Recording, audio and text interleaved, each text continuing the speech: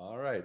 So here we are. I'm pleased to be joined here by Daniel Raiskin, of course, WNMF Artistic Director, Samy Moussa, composer of Kammer Concert, who's currently in Calgary, Naomi Wu, the WSO RBC Assistant Conductor in Winnipeg, and I'm joining you from New York. Since we normally would have had the pleasure of congregating after the concert hall at the Piano Nobile, for a Q&A session, we thought we'd bring the session here to Zoom. So this is a first for WNMF. Let's take a minute to settle in, set the table. We're here to take questions from you, from the audience. So whether you have a question for Samy about his piece or for Daniel about tonight's program or the festival as a whole, you can do so by typing your questions into the chat.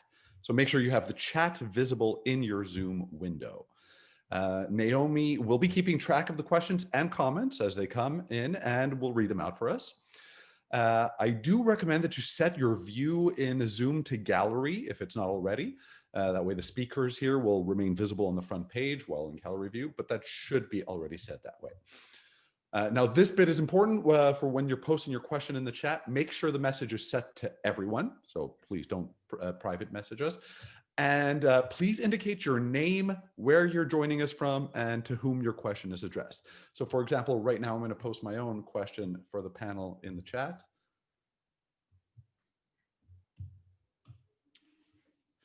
Do we see this, Naomi?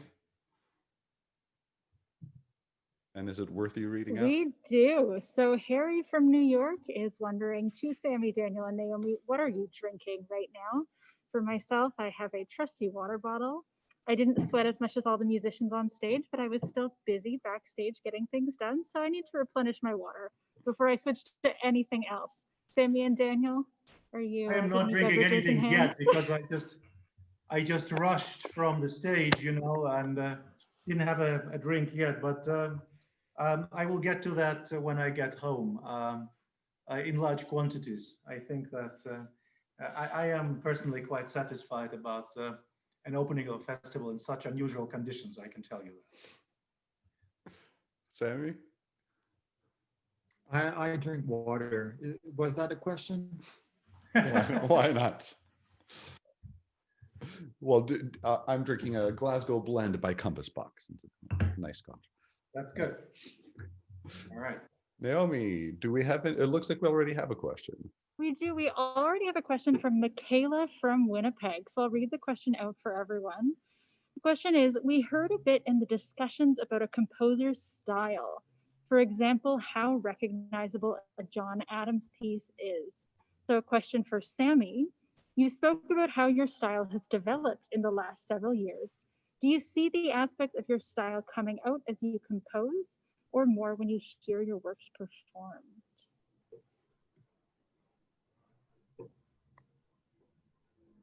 I don't really understand the question, because do you see aspects of your style coming out as you compose? Well, Michaela, I think yeah. Go ahead, Tom. Yes. Okay. No, I was saying that I think.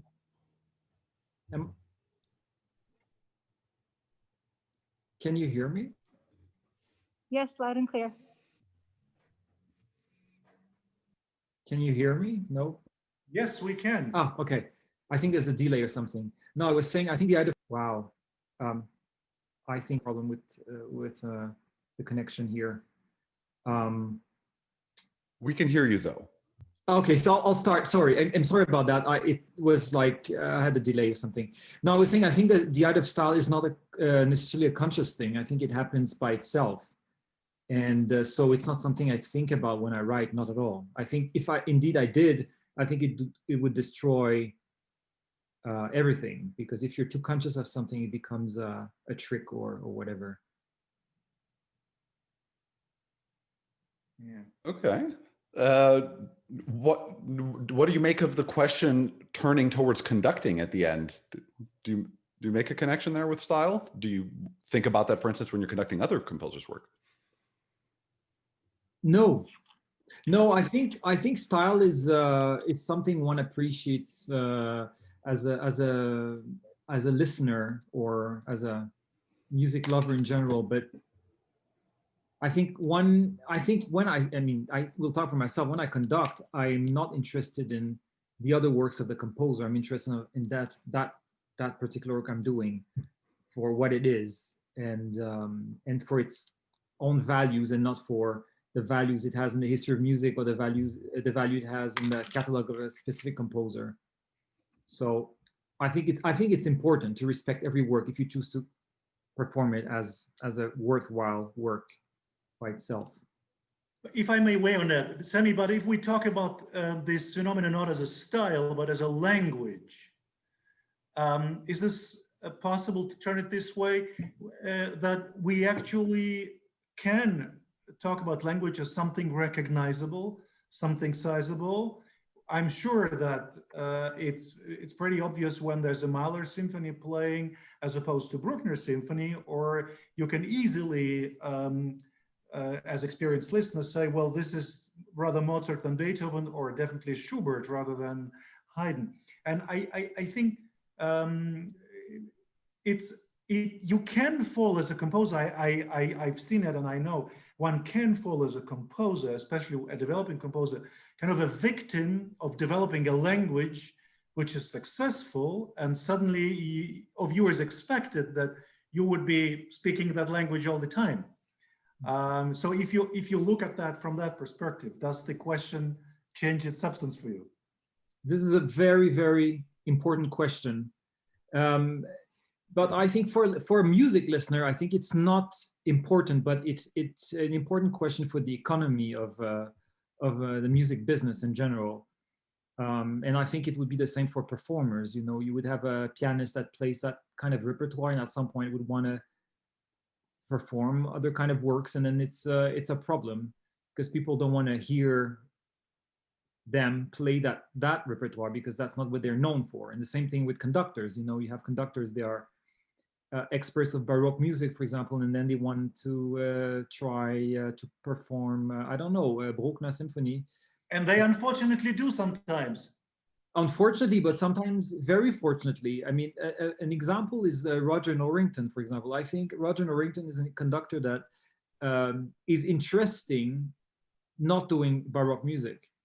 I allow myself to publicly disagree with that. I know, that's fine for me. That's fine for me. It's a matter of taste, but of course, he finds things in those works that I think is very valuable. So, but whatever, it's the idea. I don't want to criticize anyone, but it's the idea of, if it's more about the economy, as I said. So if someone is known for something, and then for composers the same. But I'm not so worried about that for myself. I don't really care. I just will write whatever I have to, and you know, the piece you just heard is not at all representative of what I do today, not the slightest. But it's fine, you know. People can think this is who I am today, but it doesn't matter, because that's who I was once, and that's also fine. So, well, this topic just flows perfectly. Oh, sorry, Daniel. This topic flows really nicely into another question. So let's pose this next question from Paul McCulloch and Margaret Kellerman McCulloch here in Winnipeg, who say to Naomi, Daniel, and Samy, do you feel you have lineages? And this speaks to the lovely title of this year's WNMF Lineage. So do you feel you have lineages as conductors, composers? If so, what are they for each of you? So Daniel, do you want to start and follow up on your last idea? Yeah, I remember when we were discussing the title of the program, I must actually credit Harry with coming up with this idea that encompassed very much what I kind of couldn't put myself into words. But interestingly, what Harry meant was not what I saw in that word. That is both, you know, common ancestry and pedigree, in some sense. For me, the common lineage, and I feel maybe I'm mistaken, but I was very, very taken by a piece by Samy Moussa and working on it and performing it actually today twice at the dress rehearsal and in the concert, because I feel that our common lineage is this kind of constant search for what music means and how it's constructed, how you can express yourself, your world, your anxieties, your convictions, but also your doubts in music, and bring it to a different level that words would not be able to express. And I think for all the music that was performed today, this is, in my opinion, in my feeling for that, is the common lineage. This very different. I mean, it's, you know, there are coincidences, and there's not such thing as coincidence. Both pieces that opened the concert today, the source code and the work by Christopher Rouse, Suplika, start on the same note, on the same A. You know, one very loud and one very soft. Is that a common kind of departing point? Is that a lineage? Because we still have only, you know, a few white and few black keys that unite us, and once in a while you press the same key as a starting point of your journey. So this is where the work is, where the word and the title of the concert so fitting in my taste. And Samy, what about yourself? How do you tackle that question? Your lineage as a conductor? Oh, well, I don't really know. I think it's a work in progress. It's too early to say. As much as a composer, I think I have no answer right now. But I can say that very early on, I was very much attracted to Pierre Boulez. He was really an idol to me, and by the time I met him, he was not an idol anymore. But not because I met him and I was disappointed. Just that I reached the age when I met him. I reached an age where I was not a fan anymore, let's say. But I studied conducting with him, and that was quite an influence even before studying with him, because the technique is so incredible. There's a real command of the orchestra, and it's very easy to I mean, there are no technical difficulties to move an orchestra in whatever direction you want it to go. I think we cannot say this for, I think even most conductors have difficulties, you know, handling certain tempo situations and certain kind of rhythmic difficulties, or just listening, etc. So it was for me very very important. But I wouldn't say that I'm in this lineage in any way. Well, maybe they're in certain ways, but I could not pinpoint, you know, precisely, oh, this is coming from him or coming from another conductor. I think the lineage of, and I would rather use the word genealogy of music composition is probably more important. You know, you have, there was a time in history of music where you had really strong national schools, such as French School of Composition, very academic French school, very strong in the 18th and 19th century, and even the 20th century. And there was a kind of coherent style there at some point, very academic. But I think those days are kind of gone with this, with the world we live in, very open and very, with a lot of circulation. Awesome. Not anymore, but I mean, until recently. Yes, right. That's a given. Naomi, what about yourself? Well, likewise, I find this question difficult. I'm a very young and new conductor, for one, and I think additionally, perhaps like Samy, I think less in terms of direct lineages, in terms of lines, and more in terms of networks, in terms of relations, of rhizomes. And so I'd say that all of the musical experiences that I have now as a conductor will form part of these networks. My relationship with the WSO this past year, you know, since I arrived in Winnipeg, very much still forming my networks and my relationships as a conductor. As well, I would add my own background and experiences as a musician, primarily as a pianist. And I think as much as I think in orchestral terms on some level, I'm also always thinking in pianistic terms. And of course, I loved to play the piano because the piano has so many orchestral capabilities. And so that dynamic between orchestra and piano is always at play for me. And, you know, maybe this is a nice time to turn to our next question, to Daniel. Maestro Raiskin, what were the biggest challenges in completely restructuring the festival this year? A question that I think should be posed to Harry as well. But Daniel, perhaps you'd like to start. And this question is coming from Dave Lake from Tibby Island, Georgia, our friend Dave Lake, who has been at the festival now a couple times and spoke with us last year as well. Well, if I may start, the challenges were many, starting with a simple question we couldn't answer for a while, if there will be a festival at all. Then we made a very important decision that come what, there will be a festival. And then the challenge was that the program you heard tonight was probably a plan D or G or whatever. Yeah, I tend to forget what the original program was, because there was so many modifications of it at the end. And then another challenge was that when you have a program that, you know, the orchestra is so scaled down to a bare minimum you are allowed to have on stage in terms of number of musicians, I wanted to avoid by all means to have a program that would be a kind of a box checking, you know, be formal.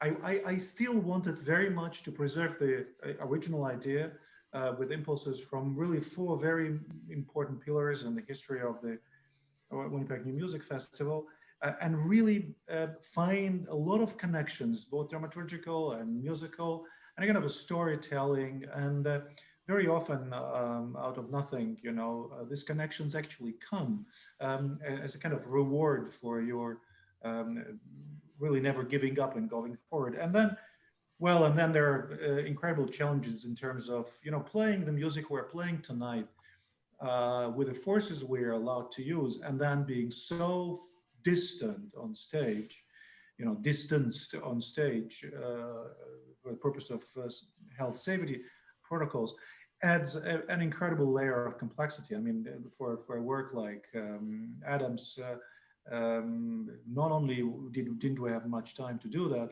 it's also incredibly complicated when everyone is so far away from each other. Yes, I think that for me the main challenge, I mean, the latter is a purely technical kind of thing, and I think that we managed quite well. But most important challenge was really to have a coherent program that will still send a message, that would not feel being a patchwork, that will build bridges, that will be intriguing, inviting, and there will be revisiting elements, but also discovery elements. And it also needed to be, you know, like relevant for the moment. And I think we, at least tonight, program felt like we achieved that. I think that Daniel covered that beautifully. I just wanted to add as most of you can imagine, the planning for a festival like this takes well over a year. We've been planning this for a long time. We had 8 concerts planned, just to schedule, to find the right pieces, the right works, the right guest artists, and then to work with their schedules, planned a couple of years ahead of time. It's a whole endeavor. And then for suddenly, 6 months before that, or a little further, the entire thing collapsing, rebuilding a program, protocols change again, scrap that whole thing, rebuild again. Like this, as Daniel said, plans G and H maybe is somewhere where we got to by December. And I hope that we've done a good job within the circumstances. Naomi, do we have any other questions right now? I see one about solfege. I don't see any other questions for the whole panel in the chat, but I would encourage you all not to be shy in asking your questions, or even simply sharing with us where you are joining us from. Absolutely. I did want to ask Samy a bit of a composer nerd question. So unless any questions show up in the chat here, I'm just going to go ahead. And this is not related to a private chat Samy and I were having, but I think about first of all, you said that this piece that we heard tonight, Kammer Concert, is not indicative of your style. I have to say, of course, you know best, but if I heard it in the blind, I still would not be surprised that it was a Samy Moussa piece at all. There are some hallmarks there, and I think on the harmony side of things, again, from a composer's point of view, particularly your use of these low, dense, powerful sonorities and these very rich, high frequency kind of spectral halos sounds a lot to me at times like something I would hear in a Gérard Griset piece, like Partiel. I'm curious, we're talking about lineage as well. You know, do you have a sense, do you think, of where your harmonic language kind of coalesced from, some of the influences behind it? Well, first of all, this piece, the piece, when I hear it today, I mean, I felt I was being very myself. And I hear it, and it's really embarrassing because I can tell, oh, this is coming from this is coming from that, really clearly. A few things are me, but I think mostly, I think and many things come from the unconsciousness. There were not conscious things. For example, the beginning starts almost like a Partiel from Griset, this low E. But I guarantee you that when I wrote this beginning, I didn't think of it at all. And I didn't even know that piece so well. I might have had seen the score or something, but it was not even something I really knew so much. But so let's call it a coincidence. But this bass drum striking, this I know. There's a moment in a piece by Hans Werner Henze where there's this low D flat and then a bass drum, and I'm sure it comes from there. This bass drum kind of strokes, and but the ending, I think, is which is my favorite part, is mainly me, which is good news for me. Let's say. It was also my favorite part, I have to say, Sammy. Those chords were soul-rending. Yeah, but you have to. I wouldn't say suffer, but you need to earn them, I guess. Absolutely, absolutely. Oh, I mean, I love the whole piece. I think we have time for one other short question, Naomi. There's one from Bill Reed that I see that I think is relevant to what we were just talking about. That's yeah, absolutely. I mean, I think, Sammy, you touched on this. How did you enjoy tonight's performance? Bill from Winnipeg would like to know. And I'm curious too, is this an experience, this sort of out of body or out of self experience? Is this something you experience often when you listen back to your older work? No, I enjoyed it very much. Actually, it was a very fine performance, I have to say.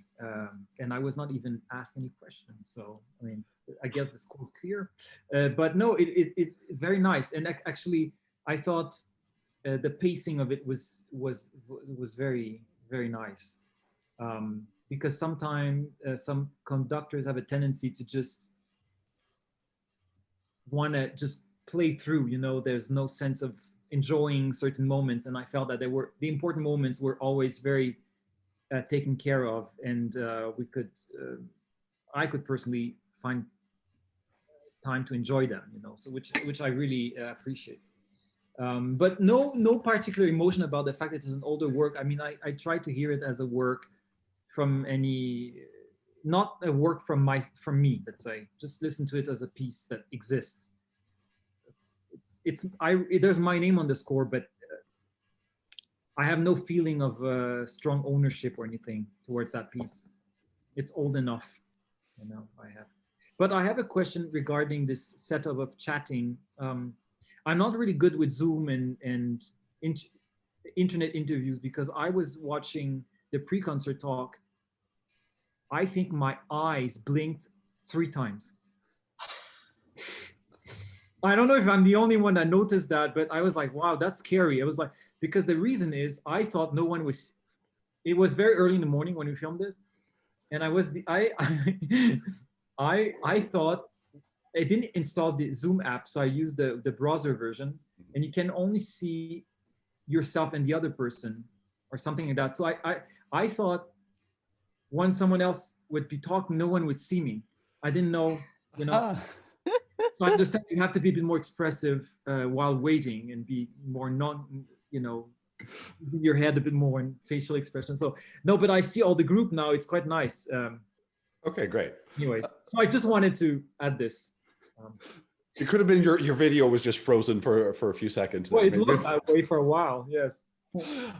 Naomi, I saw there was a question about how far away from Winnipeg people who attend the concert and attend this chat spread, and I saw that there are, people from USA and from Victoria and from British Columbia and whatever. What, you have any oversight of that? It's wonderful to see here the people who've written in for the chat. Several people from Winnipeg. Carol joining from Victoria saying she thoroughly enjoyed being at NMF despite these crazy, crazy times. Janice and Bill from Winnipeg, Kevin from Winnipeg.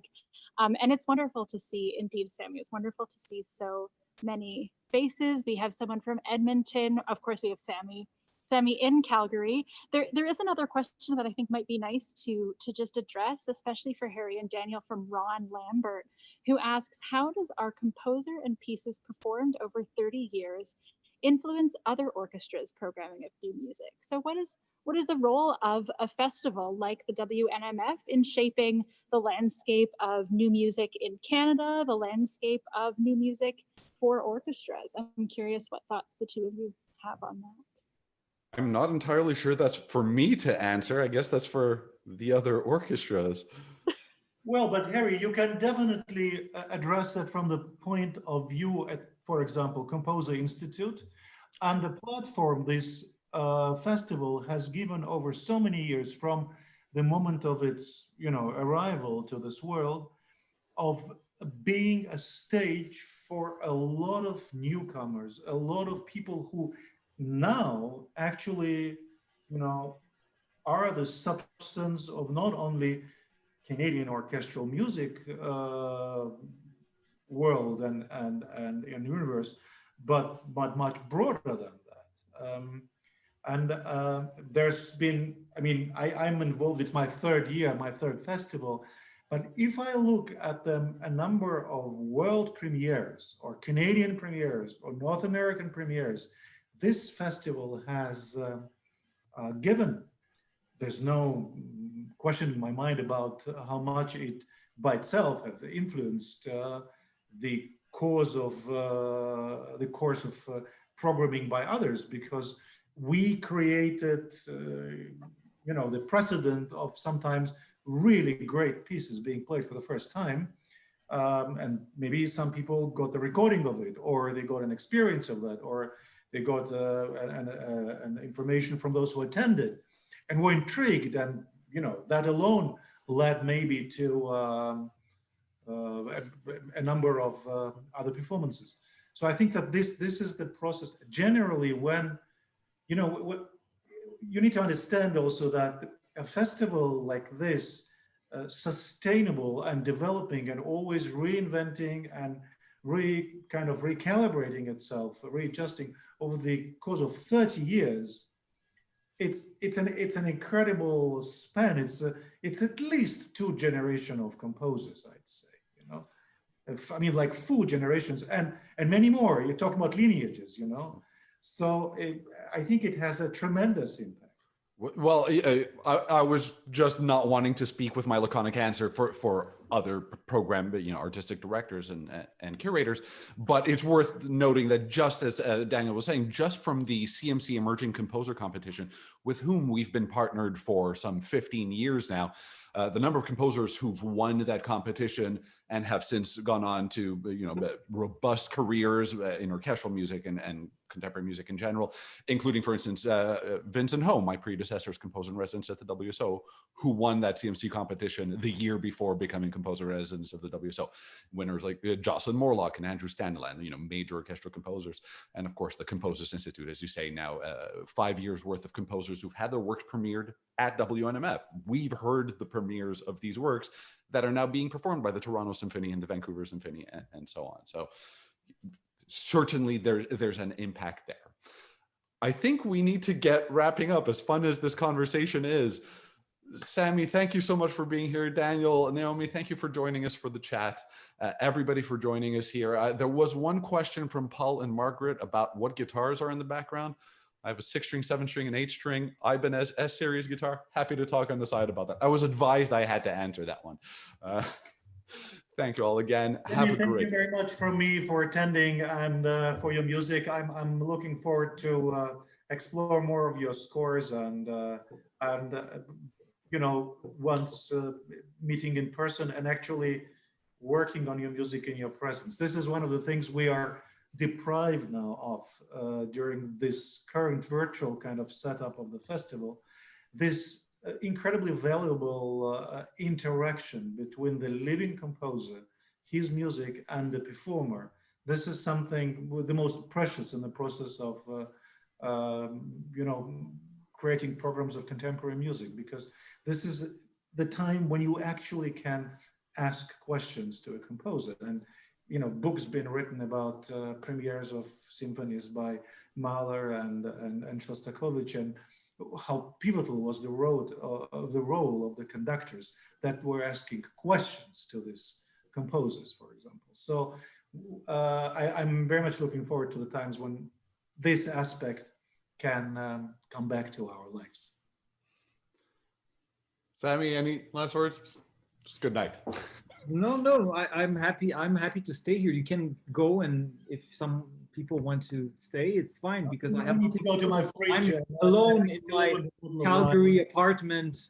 There's nothing to do. No, first of all, thank you for programming this piece, Harry, because it's an old piece, and you know, it may be not a priority. So I'm happy about that. Very grateful.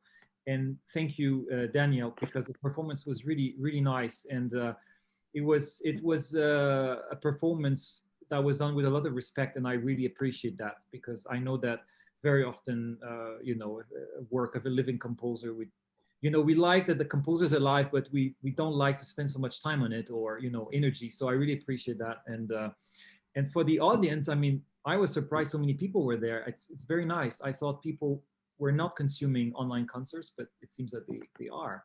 So that's actually, we hope it's not for, like, you know, not becoming the new normal, but for the time being, I think it's nice that people are still interested. And I'm looking forward to be back in Winnipeg. Last time has been already 3 years, I think, 4. So I hope very soon again. It's a marvelous city. I discovered a few years ago. So yeah. Awesome. Right. Thank you very much, everyone.